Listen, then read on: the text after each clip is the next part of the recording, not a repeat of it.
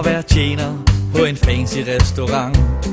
At skænke vin så dyr fin i hør som dagen lang. Eller bare stå i baren på en natklub af de dyre, i stedet for at stå i larm og lugte af frityre.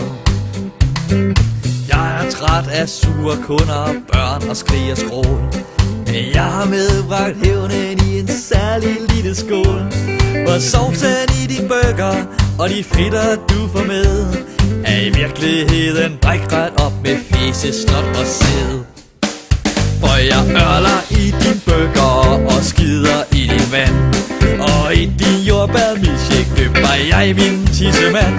Det hvide bag min forhud får du i din salat, for står man på McDonald's bliver man stjernepsykopat. Jeg ved sgu godt det ikke er fair at være et svin med andres mad, men når jeg ser en pige sluge, bliver jeg simpelthen så glad. Så når hun beder om nuggets, siger jeg bare, er for pokker. For høns er ikke det eneste dyr, der hele tiden gokker.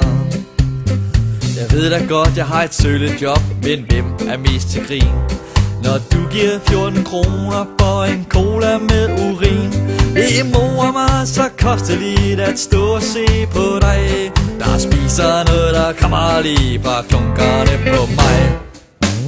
De fleste burgerboller har jeg gnedet mod min røv, og min snot indsmurte donut skulle du også tage og prøve.